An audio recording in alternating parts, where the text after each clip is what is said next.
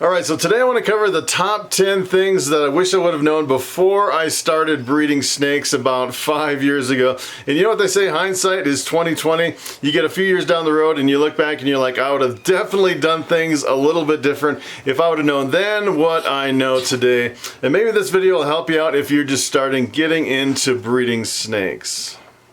Alright, so probably the number one thing that I wish I would have known right from the beginning, especially with ball pythons, is some of the genetic defects and anomalies when it comes to breeding ball pythons. And the thing that really got me right from the beginning was the spider gene. I invested quite a bit and picked up quite a few ball pythons that had the spider gene in the mix. And the spider gene, I would say it's probably one of the most visually impressive ball pythons. I'd say the closest you can get is probably like this bamboo. Looks pretty close to the bamboo, but I'd say the spider as a standalone is probably a little more visually impressive. Nothing against Bobby here around my neck, but the problem with the spider is that I don't know what Bobby's doing here. The problem with the spider is that it tends to have a neurological defect where you can have a little bit of a stargaze or a head wobble, and in severe cases I've actually seen kind of a corkscrewing in the head. And when I first started in ball pythons, I was like, oh yeah, these are some beautiful ball pythons over on Morph Market. I actually bought into the projects, had them shipped to my door, and then it was like a year later when I had like 5 or 6 ball pythons with spiders in the mix that I realized there was a problem with the head wobble. And now I'm thinking I actually bred some spiders this year, had my first clutch of spiders.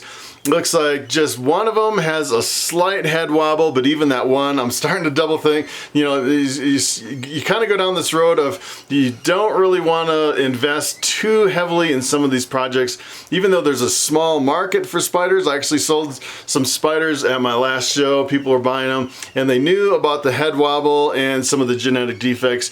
Really impressive morph, but if I was to do it again, I would definitely stay away from buying so many spiders.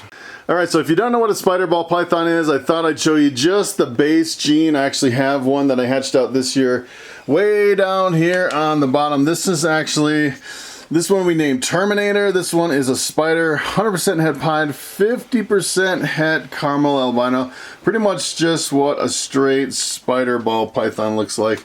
And I'll see if I can actually pick this guy up without taking a bite here. These hatchlings are a little unpredictable, a little bit snappy, because they really haven't been handled a lot. But if you take a look at how beautiful that is, just a standalone morph, probably one of the most impressive standalone morphs in the whole ball python industry. It's just too bad some of them have a head wobble, and this one doesn't really have. You can see the head is pretty stable on this one, not too bad. And you get a lot of them that I'd say probably 99% of them are perfectly fine, and then you get that one odd one that just kind of has a weird head wobble that kind of gives the whole spider gene a bad name. Alright, so number 2 on my list of things I wish I would have known right from the beginning, and that is the amount of time it takes for hatchlings to mature to be able to breed, especially when it comes to the females. And with Bobby here, like around my neck, this is Bobby, my bamboo. As a matter of fact, you can breed a male ball python pretty much within the first year, because as soon as it reaches about 500 grams, you can pair them up with multiple females. So it's not really the males, it is the females that you're waiting for.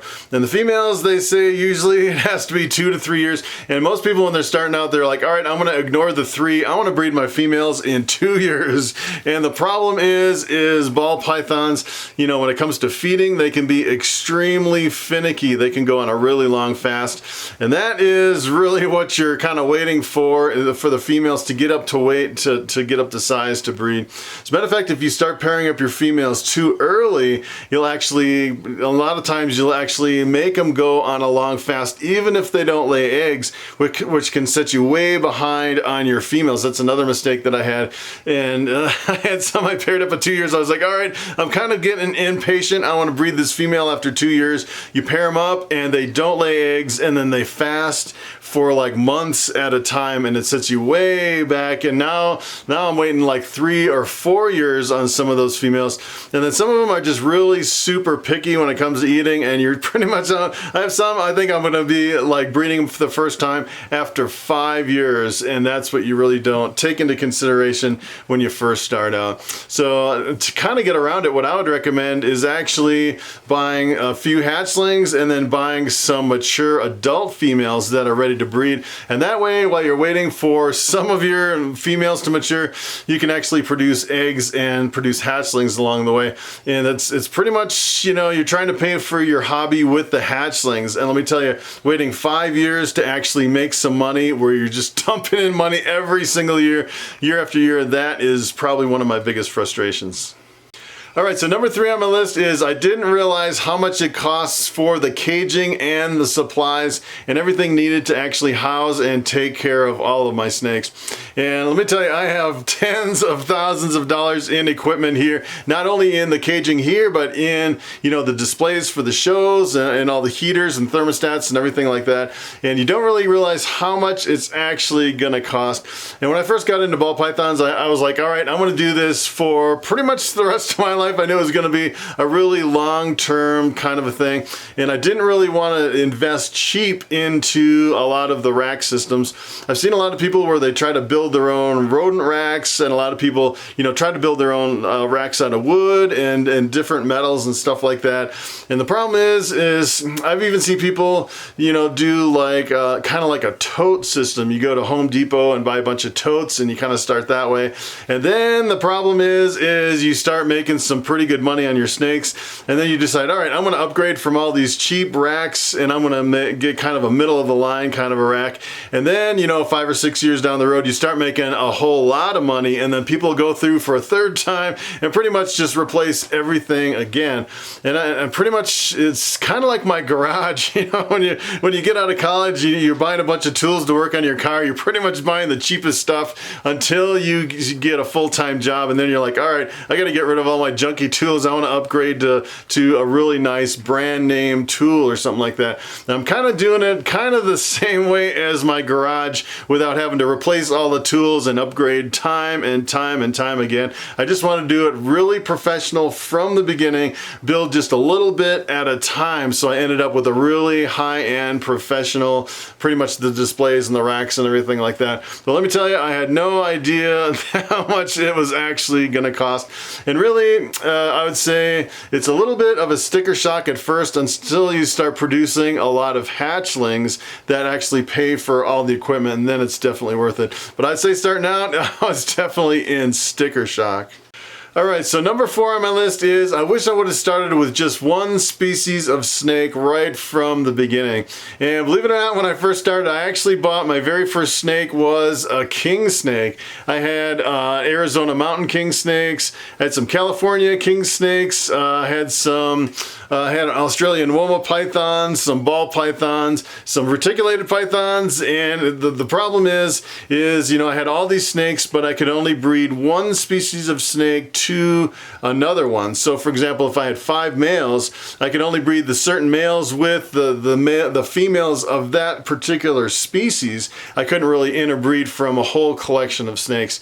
So I pretty much kind of downsized right from the beginning. I bought all these snakes, and then I got rid of a lot of them right from the beginning, and pretty much got rid of everything except for my ball pythons and then my 2 reticulated pythons.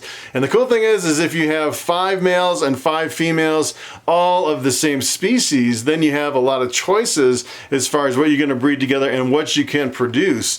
Versus if you had just one male of each species, you're pretty much limited to just breeding that one male with the female of that species. Kind of like my reticulated pythons, I just have 2. I can't really breed anything else with my retics because I only have 1 male and 1 female. Versus now I have, you know, dozens of males and female ball pythons that I can pick any male, breed it with any female, and really mix it up and make some interesting combinations.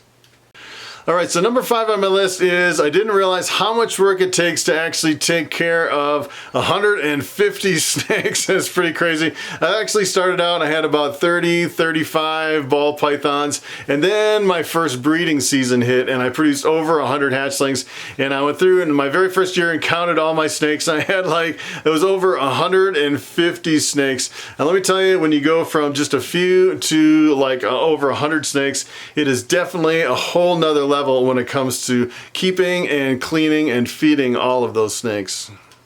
All right, so number 6 on my list, I wish I would have known about alternative income streams to support my snake breeding business other than just selling hatchlings. So there's other things you can actually tap into. And if I was to start over breeding snakes, I would have started my YouTube channel right from the beginning. And you can actually make some pretty good money with the ad revenue from YouTube. But before you actually start making the money from the ad revenue, you can actually tap into things like Patreon, where people can support you financially. You know, your biggest fans, they want to see you succeed, and a lot of people will just give you money. A lot of times, you know, creators will set up certain tiers where they'll have certain perks at every level. Patreon is really powerful if you want to jump into snake breeding full time. You can also do Amazon Associate sales. So for example, if you sign up for Amazon Associates and say for example I'm talking about snake bedding and I put an Amazon link in the description below, you click on that link, you go over to Amazon and buy that product, I can get a commission up to 10% on all Amazon sales. Really powerful. A lot of people are doing really well with Amazon affiliates. You can also do merch, you can do t-shirts and coffee mugs and stuff like that. I wish I would have known about all these from the very beginning so I didn't have to struggle and go in the hole so much starting my ball python breeding operation. All right, so number 7, one of the things I wish I would have known right from the beginning is I wish I would have known, had a better grasp on the return on investment when investing in a lot of these ball pythons. So essentially what you do is, you know, you go out and you buy a whole rack or you have some enclosures, and then you're kind of in like this mad rush. You know, it's really exciting. Almost like Christmas Day, you're looking for ball pythons to fill all those tubs.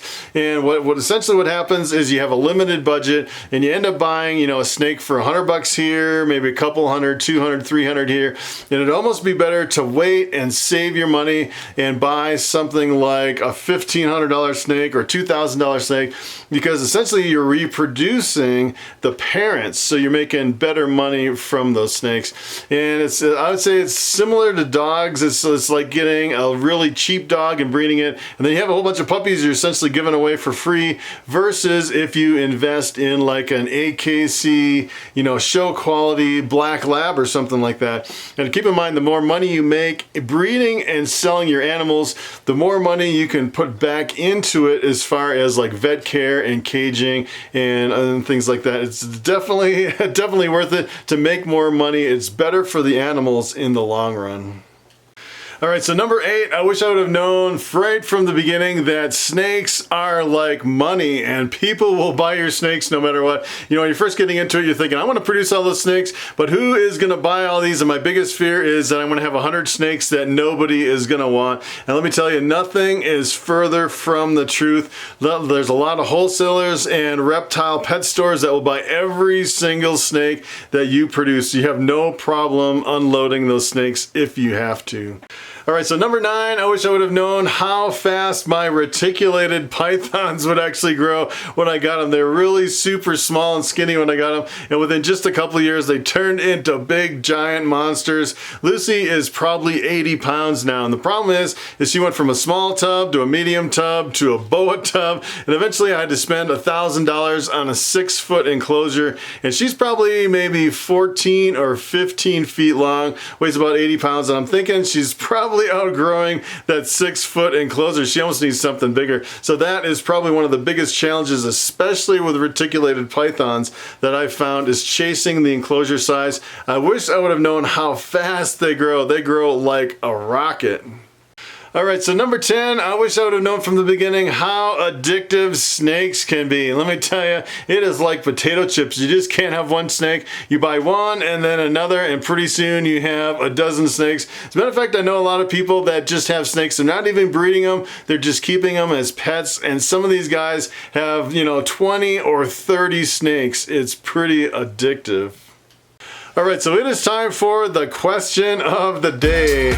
And Barry Hearn asks, is a baby ball python suitable for my 8-year-old daughter? And that is a very good question. I'd say the ball pythons are pretty much the ultimate pet for kids. The only thing you really want to watch is that your kids don't hurt the snake, because, snakes are not indestructible. That's one thing. You really want to watch that they treat them with gentle and with respect, especially if you treat a snake really bad, it can turn into a mean snake, which you really don't want, especially with young kids. I would definitely supervise.